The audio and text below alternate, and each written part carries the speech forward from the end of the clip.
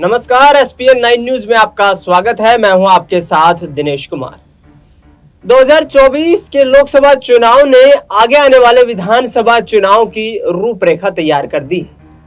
जिस तरीके से आगामी 90 दिनों में हरियाणा, महाराष्ट्र, झारखंड जैसे बड़े राज्यों में चुनाव होने वाले हैं, ऐसे में अब तमाम राजनीतिक दलों की नजरें विधानसभा चुनाव में यहां पर अच्छा प्रदर्शन करके राज्यों में सरकार बनाने पर टिक गई है। इस वक्त देखा जाए तो हरियाणा में भारतीय जनता पार्टी अकेले दम पर ही तमाम निर्दलीय सहयोगियों के साथ मिलकर सरकार चला रही है, लेकिन सियासी उठापटक लगातार जारी है। आपको बता दें कि नायब सिंह सैनी की ताजपोशी के बाद हरियाणा में एक नया सियासी भूचाल देखने को मिला। सियासी भूचाल इस तरीके से देखने को मिला कि पार्टी के तमाम दिग्गज चेहरे यहां पर हाईकमान के फैसले से नाखुश, नाराज नजर आए और कुछ दिनों के बाद ही यहां पर बगावती सुर अपनाने लगे। लेकिन आगामी 90 दिनों में हरियाणा में क्या वाकई बीजेपी को कोई बड़ा झटका लगने जा रहा है विधानसभा स्तर पर? क्या वाकई में हरियाणा के लोगों ने परिवर्तन का मन बना लिया है? क्या वाकई हरियाणा में विपक्ष इतना मजबूत हो गया है कि भारतीय जनता पार्टी अब सत्ता को बचाने के लिए संघर्ष करती हुई नजर आएगी? और क्या वाकई में हरियाणा की राजनीति में आगामी 3 महीने में कोई बड़ा यहां पर सियासी फेरबदल देखने को मिलेगा? ये सारे सवाल इसलिए खड़े हो रहे हैं क्योंकि एक तरफ विपक्ष मजबूती के साथ ये दावा कर रहा है कि हम हरियाणा में सरकार पूर्ण बहुमत से बनाएंगे। प्रमुख विपक्षी दल कांग्रेस पार्टी के दिग्गज नेता, पूर्व मुख्यमंत्री और वर्तमान में हरियाणा विधानसभा में नेता प्रतिपक्ष भूपेंद्र सिंह हुड्डा ये कहते हुए नजर आ रहे हैं कि इस वक्त नायब सिंह सैनी के पास देखा जाए तो नैतिकता के आधार पर उनके पास हरियाणा विधानसभा में बहुमत नहीं है, क्योंकि 88 सदस्य विधानसभा है, 45 सदस्य विपक्ष के पास है। 43 सदस्यों की मौजूदगी के साथ सरकार नहीं चलाई जा सकती है। अल्पमत में सरकार साफ तौर पर दिखाई दे रही है। लेकिन यहाँ पर संवैधानिक प्रणाली का गैर कानूनी तरीके से इस्तेमाल यहाँ नायब सिंह सैनी करते हुए नजर आ रहे हैं। नैतिकता के आधार पर आज ही उन्हें मुख्यमंत्री पद से इस्तीफा दे देना चाहिए। एक तरफ यहाँ इस्तीफे की बात विपक्ष के द्वारा की जा रही है, तो दूसरी तरफ चर्चा करें यहाँ पर तो भारतीय जनता पार्टी हाईकमान ने पिछले दिनों प्रदेश संगठन कार्यकारिणी की बैठक जो कि पंचकुला में आयोजित की गई, उस बैठक में साफ तौर पर यह संकेत दिए, खुद गृह मंत्री अमित शाह ये कहते हुए नजर आए कि हरियाणा में विधानसभा का चुनाव नायब सिंह सैनी के चेहरे पर ही लड़ा जाएगा।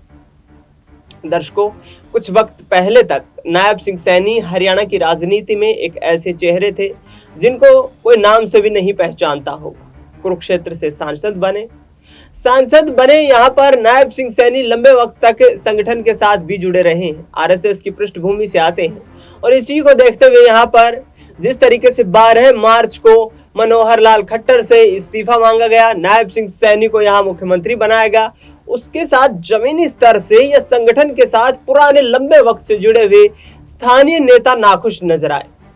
प्रोफेसर अमिला शर्मा ने यह तक कह दिया कि भारतीय जनता पार्टी के जिस कमल के फूल को हमने सींचा है और जब वो फूल सुगंध देने लगा है तो फिर उस सुगंध का यहाँ पर, उस खुशबू का यहाँ लाभ किसी और को मिल रहा है।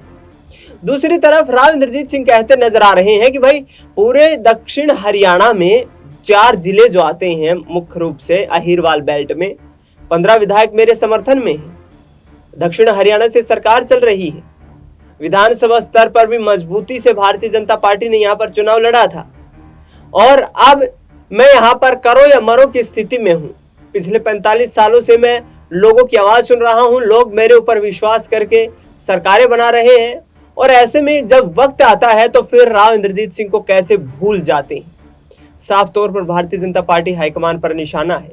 इससे पहले उन्होंने ये भी कहा था कि लोकसभा चुनाव में बीजेपी को पूर्ण बहुमत न मिलने का सबसे बड़ा कारण हाईकमान के द्वारा 400 पार का नारा देना था। इस 400 पार के नारे ने यहाँ पर बैकफायर किया है। लेकिन वापस आते हैं हरियाणा की ही राजनीति पर। एक प्रमुख सहयोगी और वर्तमान में विपक्षी बन चुका बड़ा दल जननायक जनता पार्टी भी इन दिनों काफी नाखुश नजर आ रहा है। यहाँ मनोहर लाल खट्टर के गढ़ करनाल पहुंचे जेजेपी के वरिष्ठ नेता हरियाणा के पूर्व डिप्टी सीएम दुष्यंत सिंह चौटाला ने कहा कि जेजेपी की सबसे बड़ी भूल ये थी कि हमने बीजेपी का समर्थन देते हुए सरकार चलाने के लिए पर्याप्त समर्थन दिया, लेकिन हमें यह उम्मीद नहीं थी कि जो कॉमन मिनिमम प्रोग्राम जिस पर हमारी सरकार को बनाने को लेकर सहमति हुई थी, उस कॉमन मिनिमम प्रोग्राम के तहत भारतीय जनता पार्टी काम नहीं करेगी। यानी कि साफ तौर पर यह कहते हुए दुष्यंत चौटाला नजर आ रहे हैं कि बीजेपी ने यहां पर तमाम उन मुद्दों को दरकिनार किया जो कि गठबंधन धर्म के आधार के ऊपर हमने आगे बढ़ाने का प्रयास किया था।